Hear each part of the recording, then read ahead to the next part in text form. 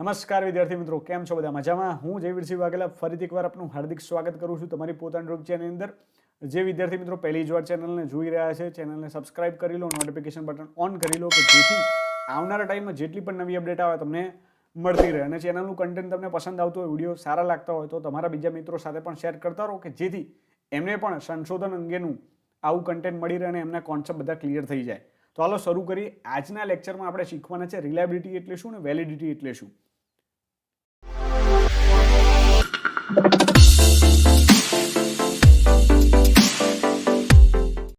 Reliability અને validity એટલે કે વિશ્વસનીયતા અને યથાર્થતા બંને કોન્સેપ્ટ એવા છે કે જે વારંવાર દરેક એક્ઝામની અંદર પૂછાય છે અને ઘણી બધી વાર વિદ્યાર્થીઓને મૂંઝવણમાં મૂકી દે છે. તો રિલાયબિલિટી અને વેલિડિટીને આપણે ડિટેલમાં સમજાવવાનો પ્રયાસ કરો છો. પહેલા વિડીયોની અંદર તમને આના મિનિંગ અને આનો જે બંને વચ્ચેનો તફાવત છે મળશે. બીજા વિડીયોની અંદર રિલાયબિલિટીના જે ટાઈપ્સ છે એ હું તમને સમજાવીશ અને ત્રીજા વિડીયોની અંદર વેલિડિટી એટલે કે યથાર્થતાના પ્રકારો આપણે ચર્ચા કરીશું. અને આમ કરીને ત્રણેય વિડીયોની અંદર આપણે ડિટેલમાં કોન્સેપ્ટને અન્ડરસ્ટેન્ડ કરી લેશું. તો સૌથી પહેલાં સમજીએ રિલાયબિલિટી એટલે શું. તો સપોઝ કે આપણે એક કસોટીનું નિર્માણ કર્યું છે, કસોટી બનાવી છે કે વિદ્યાર્થીઓની ગાણિતિક ક્ષમતા માપવા માટેની આપણે કસોટી બનાવી છે, એક ટૂલ બનાવ્યું છે કે જે વિદ્યાર્થીઓની અંદર મેથેમેટિકલ એબિલિટીઝ કેવી છે એને ચેક કરશે. તો આપણે એકવાર વિદ્યાર્થીઓને આપ્યું અને એની અંદર વિદ્યાર્થીઓએ પરફોર્મન્સ આપ્યું. તો એની અંદરથી જે રિઝલ્ટ મળ્યું એ 60% આવ્યું. બીજી વાર સેમ કન્ડિશનની અંદર સેમ વિદ્યાર્થીઓ ઉપર ફરીથી પ્રયાસ કર્યો, ફરીથી 60% રિઝલ્ટ આવ્યું. તો આપણે n નંબર ઓફ ટાઈમ એની જ કન્ડિશનમાં જ્યારે આપણે એક્ઝામિનેશન લઈએ છીએ, આપણે એક્ઝામ લઈએ છીએ, પરીક્ષા લઈએ છીએ અને સેમ પરિણામ પ્રાપ્ત થાય તો આ જે કસોટી છે એ રિલાયેબલ છે, વિશ્વસનીય છે એવું કહેવાય. પણ જે વિશ્વસનીય છે એ યથાર્થ હોય એવું જરૂરી નથી. કેમ એ સમજો હવે. કે અહીં આગળ આપણે શું કીધું કે ગાણિતિક કસોટી વિદ્યાર્થીઓની ગાણિતિક ક્ષમતા માપવા માટે આપણે એને ઉપયોગમાં લીધી અને વિદ્યાર્થીઓએ 60% પરિણામ પ્રાપ્ત કર્યું. બીજી વાર પણ લીધી, ત્રીજી વાર પણ લીધી, ચોથી વાર પણ લીધી અને ઓલમોસ્ટ 60%ની નજીક જ બધા પરિણામો પ્રાપ્ત થયા. એટલે કે અહીં આગળ કસોટી વિશ્વસનીય છે કારણ કે સમાન પરિણામો મળે છે n નંબર ઓફ ટાઈમ કે જેટલી વાર પણ આપણે એનો ઉપયોગ કર્યો ત્યારે. એટલે કે રિલાયેબલ તો હશે, કન્સિસ્ટન્ટ છે, સાતત્યતા જોવા મળે છે. પણ આ જે કસોટી છે એ શું માપવા માટે આપણે બનાવી હતી? ગાણિતિક ક્ષમતા માપવા માટે. પણ જ્યારે આપણે રિયલમાં જોયું ત્યારે આ કસોટી ગાણિતિક ક્ષમતા નહોતી માપતી. એટલે યથાર્થતા એટલે શું કે જે માપન કરવા માટે, જે લક્ષણનું કે જે હેતુથી આપણે કસોટી બનાવી છે એનું જ માપન કરી રહી છે ને આ કસોટી, કે બીજાનું માપન કરી રહી છે. જેમ કે ભેજ માપવાનું સાધન હોય એ ભેજનું ને કે બીજાનું જ માપન કરતું હોય, ઉષ્ણ તાપમાનનું માપન કરતું હોય તો એ ભેજ માપવાનું સાધન વેલિડ નથી, એટલે કે એની વેલિડિટી નથી, એટલે કે એની યથાર્થતા ઓછી છે અથવા તો નથી એવું કહેવા માંગે છે. તો અહીં આગળ રિલાયબિલિટી અને વેલિડિટીનો એક બેઝિક કોન્સેપ્ટ તમને ક્લિયર થયો હશે. હવે આપણે એને ડિટેલમાં સમજીએ. Reliability refers two consistency of measure, એટલે કે જે પણ આપણે મેઝર કરી રહ્યા છે એનાથી જે પરિણામો મળી રહ્યા છે કન્સિસ્ટન્ટ મળે છે. જેમ કે પહેલામાં 60% આપણને રિઝલ્ટ મળ્યું, ત્રીજામાં મળ્યું, ચોથામાં મળ્યું, પાંચમાં n નંબર ઓફ ટાઈમ આપણને સેમ જ રિઝલ્ટ મળે છે.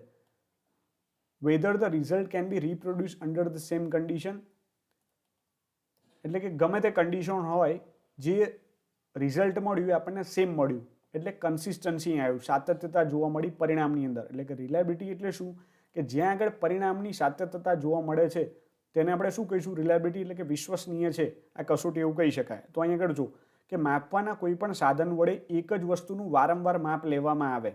આપણે જોયું એક કસોટી લીધી, એ કસોટીથી વારંવાર પરિણામ બધા વિદ્યાર્થીઓનું ગાણિતિક ક્ષમતા માપી અને એની અંદરથી જે પરિણામ પ્રાપ્ત થયા બધા સરખા જ આવ્યા. તો આ સાધન કેવું છે? વિશ્વસનીય છે તેમ કહેવાય. અર્થાત જુદા જુદા માપનમાં સાતત્યતા છે તેવું કહેવાય. એટલે કે n નંબર ઓફ ટાઈમ તમને સેમ રિઝલ્ટ મળે તો એ રિલાયેબલ છે એવું કહેવાશે. હવે વેલિડિટીની વાત કરીએ. વેલિડિટી એટલે યથાર્થતા, refers to accuracy of measure. Accuracy જુએ છે. Result really do represent what they are suppose to measure. શું તમારું જે પરિણામ છે એ જે માપવા માટે કે જેના માપન માટે આપણે એનું નિર્માણ કર્યું હતું, શું એ જ માપી રહ્યું છે કે કંઈક બીજું માપી રહ્યું છે? એટલા માટે શું કહે છે, what they suppose to measure. શું એ ખરેખર એ જ માપી રહ્યું છે? જે કસોટી જે માપવા માટે બનાવી હોય તેનું જ માપન કરે તો તે યથાર્થ કે પ્રમાણભૂત કહેવાય. આપણે હમણાં જોયું ઉદાહરણની અંદર કે ગાણિતિક ક્ષમતા બાળકોની માપવા માટે આપણે કસોટી બનાવી હતી, પણ એ તો કંઈક બીજું જ માપી રહ્યું હતું, તો એ યથાર્થ કહેવાય નહીં. જેમ કે હવાનું ભેજ માપતું સાધન જો ભેજનું માપન ન કરે તો એ યથાર્થ કહેવાય નહીં.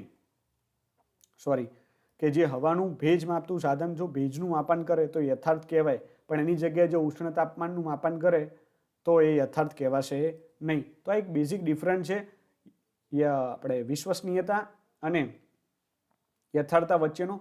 જ્યારે રિલાયબિલિટીની વાત આવે ને ત્યારે તેને શોર્ટમાં તમે આ રીતે યાદ રાખજો, કન્સિસ્ટન્સી એટલે કે RC, અને વેલિડિટીની વાત આવે ત્યારે VA એટલે કે એક્યુરેસી. તો આ શોર્ટ ફોર્મ તમે તમારી નોટમાં લખી શકો છો કે જેથી તમે એને લાંબા ગાળા સુધી યાદ રાખી શકો કે રિલાયબિલિટી આવે એટલે કન્સિસ્ટન્સી યાદ રાખવાનું, કે કન્સિસ્ટન્ટ કેટલા રિઝલ્ટ મળે છે, રિઝલ્ટમાં કેટલી સાતત્યતા છે, એકરૂપતા છે, એક વાક્યતા છે. અને વેલિડિટીની જ્યારે વાત આવે ત્યારે એક્યુરેસીની વાત આવે છે કે આપણે જે મેઝર કરવા માટે આ કસોટી બનાવી છે શું એ જ આપણે મેઝર કરી રહ્યા છે કે બીજું મેઝર કરી રહ્યા છે. તો એક આ બેઝિક આઈડિયા હતો, બેઝિક એનો મિનિંગ હતો. હવે એને વધુ ડિટેલમાં આપણે આ રીતે સમજવાનું છે કે આવા જે પોઈન્ટ છે તમારે MCQમાં વારંવાર પૂછાય છે. યથાર્થ હોય તે વિશ્વસનીય હોય છે, યથાર્થ હોય તે વિશ્વસનીય હોય છે, એટલે કે જે વેલિડિટી છે જો એ હોય તો એ વિશ્વસનીય છે, પણ જો વિશ્વસનીય હોય તો યથાર્થ હોય એવું જરૂરી નથી, ના પણ હોય. અને એટલા માટે શું કીધું કે validity is more important than reliability. એવું કેમ? અહીં જો કે આપણે માપવાનું શું છે, અહીં આગળ એક જ મિનિટ બદલવું પડશે. આપણે માપવાનું શું છે, અહીં આગળ અહીં નિશાનો લાગવો જોઈએ તો યથાર્થ કહેવાય, કારણ કે આપણે અહીં આગળ જ નિશાનો લગાવવાનો છે. તો અહીં આગળ નિશાની લાગે છે, નથી લાગતું તો એ અનવેલિડ છે. અને એક જ જગ્યાએ નિશાના લાગે છે એટલે કે શું કન્સિસ્ટન્ટ રિઝલ્ટ આપી રહ્યા છે? ના, તો કે અલગ અલગ રિઝલ્ટ છે. જો તમે બધી જગ્યાએ ફેલાયેલા છે એટલે રિલાયબલ પણ નથી. હવે એની સામે અહીં જુઓ તમે, અહીં આગળ તમે જુઓ રિઝલ્ટ બધા એક જ જગ્યાએ આવે છે, એટલે કે પરિણામની અંદર સાતત્યતા છે, સેમ રિઝલ્ટ છે, કન્સિસ્ટન્ટ રિઝલ્ટ છે, એક જ રિજનમાં છે. પણ શું એ જે મેઝર કરવા માટે બનાવ્યા હતા એ મેઝર કરી રહ્યા છે? તો કે ના, એને તો અહીં આગળ નિશાન લાગવું જોયું હતું પણ અહીંયા આગળ છે નહીં. એટલે રિલાયબલ તો છે, વિશ્વસનીય તો છે, પણ વેલિડ નથી. ઘણીવાર આપણે જોયું ને આપણે ગણિતની કસોટી કે 60% પરિણામ બધી જ વાર આપતા હતા. આપણને એવું લાગ્યું કે આ કસોટી તો વિશ્વસનીય છે. કસોટી વિશ્વસનીય હતી પણ એ ગાણિતિક ક્ષમતા વિદ્યાર્થીઓની નહોતી માપતી, કંઈક બીજું જ માપતી હતી, એટલે કે એની યથાર્થતા નહોતી. તો અહીં આગળ પણ એ જ છે કે રિઝલ્ટ તો 60% દરેક પરિણામની અંદર આપી રહ્યા છે પણ એ ગાણિતિક ક્ષમતા નથી માપતા, કંઈક બીજું માપી રહ્યા છે, એટલે કે વેલિડ નથી, રિલાયબલ તો છે. અને એટલા માટે શું કીધું કે યથાર્થ હોય તે વિશ્વસનીય હોય જ, પણ જે વિશ્વસનીય, અહીં વિશ્વસનીય છે, આ રિલાયબલ છે કારણ કે સેમ રિઝલ્ટ આપી રહ્યા છે. વિશ્વસનીય હોય તે યથાર્થ ના પણ હોય, એટલે કે અહીં આગળ યથાર્થ નથી. અને એટલા માટે શું કીધું કે યથાર્થતા એ સૌથી વધુ જરૂરી છે કોઈ પણ કસોટીની અંદર, કોઈ પણ સંશોધનની અંદર, કારણ કે જો યથાર્થતા હશે તો વિશ્વસનીયતા આપોઆપ હશે. હવે અહીં આગળ જુઓ તમે કે આ જે પરિણામ છે અહીં આગળ સાબિત થાય છે કે રિલાયબલ પણ છે, એટલે કે એક જ પ્રકારના રિઝલ્ટ આવી રહ્યા છે, સેમ આવી રહ્યા છે, એટલે કન્સિસ્ટન્ટ પણ છે, એકરૂપતા પણ દેખાય છે. અને જેનું માપન કરવાનું છે એ જ માપી રહ્યા છે, એટલે કે આપણે તો વચ્ચે જ તીર મારવાનું તો તીર ક્યાં મારે છે? વચ્ચે જ મારે છે. અને એટલા માટે આ વેલિડ પણ છે. તો આઈ હોપ કે તમને વિશ્વસનીયતા અને યથાર્થતાનો જે બેઝિક આઈડિયા છે એકદમ ક્લિયર થયો હશે. આ બે પોઈન્ટ ખાસ ધ્યાન રાખજો કારણ કે MCQમાં ફેરવીને પૂછી શકે છે. હવે એનો જે એક તફાવત છે જોઈ લઈએ કે જેથી આપણને બધા જ કોન્સેપ્ટ એના ક્લિયર થઈ જાય. વેલિડિટી એટલે શું? વેલિડિટી એટલે એક્યુરેસી. આપણે આને આ રીતે યાદ રાખવાનું છે. શું? VA. વેલિડિટી એટલે કે એક્યુરેસી, એટલે કે આપણે જે માપન કરવા માટે, validity implies the extent two which research instrument measure what it is intent two measure. આપણો જે હેતુ હતો, આપણો જે ઇન્ટેન્ટ હતો એ આપણે મેઝર કરી રહ્યા છે કે કંઈક બીજું કરી રહ્યા છે?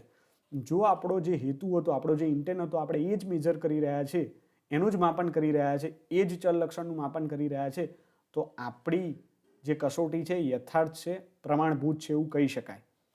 રિલાયબિલિટી એટલે શું કે consistency. Reliability refers to the degree to which scale produce consistent result. જો રિઝલ્ટની અંદર સાતત્યતા એટલે કે n number of time same result આપે, હમણાં પહેલાં 60%, પછી પણ 60%, પછી પણ 60%, જેટલી વાર તમે ટેસ્ટ લેશો એની અંદર 60% જ પરિણામ મળશે, અથવા તો ઉપર 1-2% નીચે હોય પણ એની નજીકમાં જ રિઝલ્ટ મળશે, તો એ કસોટી વિશ્વસનીય હતી. એટલે કે જ્યાં રિલાયબિલિટીની વાત આવે ત્યાં કન્સિસ્ટન્સી યાદ રાખવાનું. Repeated measurement are made, n number of time same result મળશે. Instrument, a valid instrument is always reliable. એટલે કે જે યથાર્થ છે, પ્રમાણભૂત છે, એ રિલાયબલ હશે, વિશ્વસનીય હશે.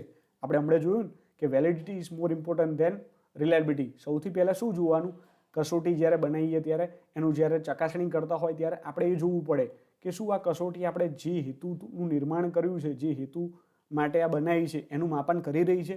જો એનું માપન કરતી હોય તો જ આપણા માટે ઉપયોગી છે, નહીં તો પછી એ કસોટીથી આપણે ગમે તેટલા પરિણામ લઈ લઈએ અને ગમે તેટલા રિઝલ્ટ આવે અને એની અંદરથી આપણને એવું લાગે કે આ તો સેમ રિઝલ્ટ આપી રહ્યા છે 60% ને આપણે હરખાઈ જઈએ તો એ વાત ખોટી પડે. કેમ?